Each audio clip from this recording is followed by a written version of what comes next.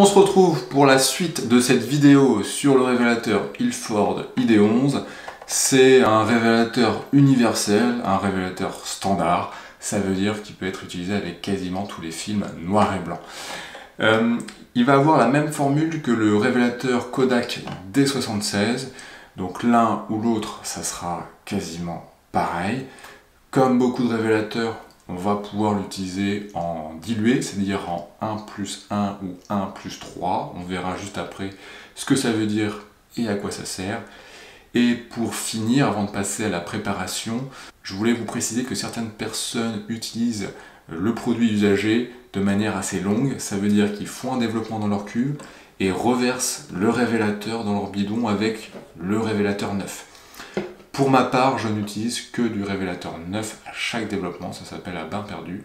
Je veux avoir un résultat qui soit toujours le même, qui soit fixe, et utiliser un révélateur potentiellement usagé va apporter plusieurs contraintes, et notamment un résultat qui peut varier et qui peut être incertain. Donc moi je préfère avoir un résultat qui soit vraiment net à chaque fois.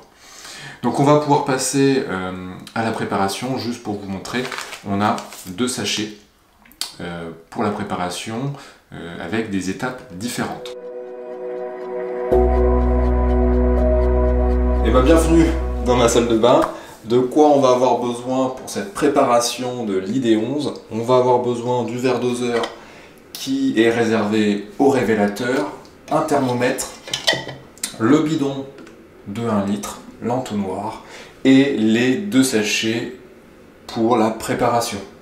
Alors juste pour vous montrer, quand on ouvre la boîte avec les 2 sachets, vous avez toutes les explications de préparation qui sont notées à l'intérieur. Donc vous avez les différentes étapes qui sont ici, ici et ici.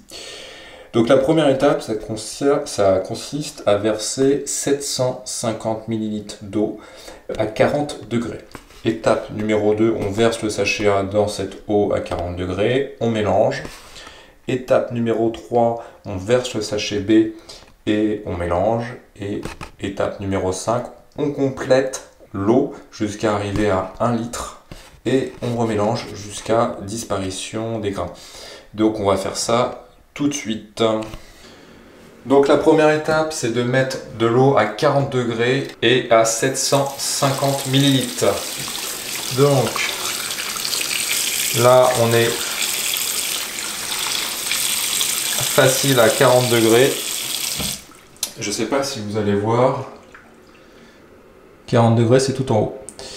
Donc on va pouvoir commencer à mettre de l'eau à 750 ml. Donc je viens de verser 750 ml d'eau chaude à 40 degrés. Je vérifie, c'est toujours OK. Donc on va passer à la deuxième étape. Je prends le sachet A que je vais venir verser ici.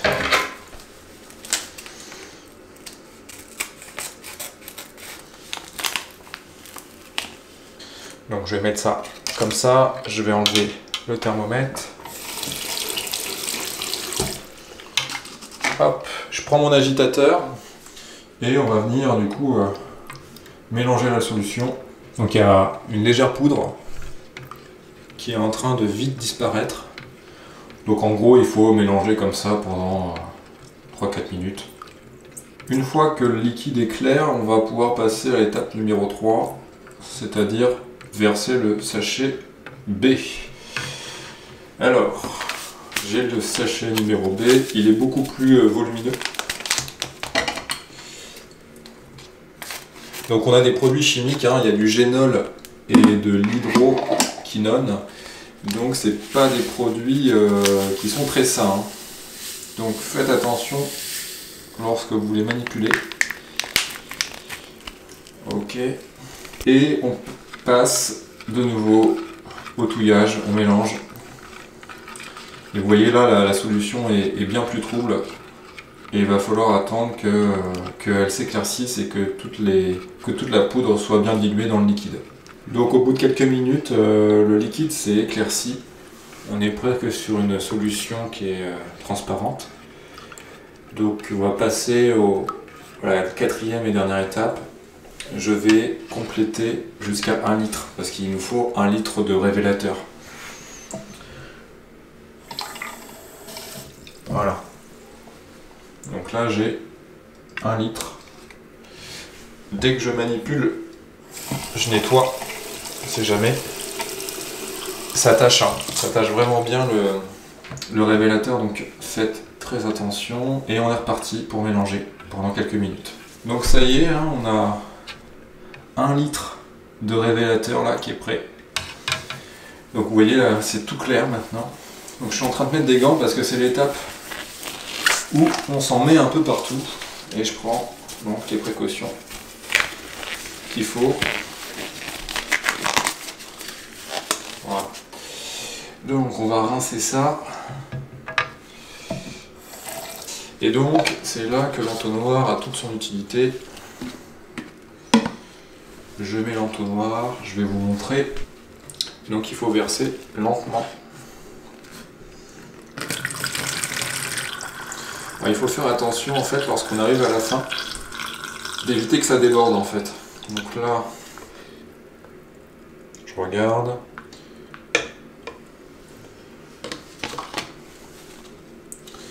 Et on va compléter tout doucement.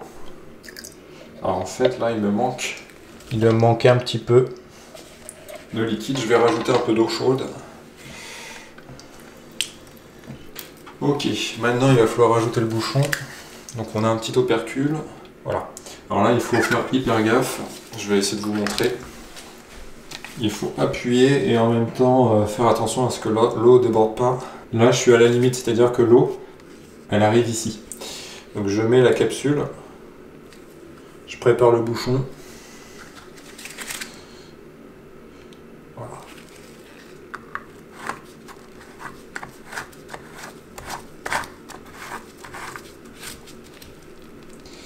Et voilà, j'ai 1 litre de révélateur ID11 qui est prêt.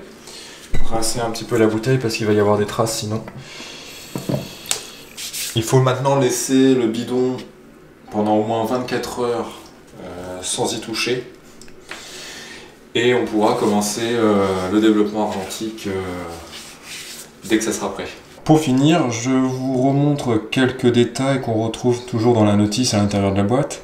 Premièrement, vous avez des temps et une grille en fait en fonction de la température si vous voulez faire des ajustements.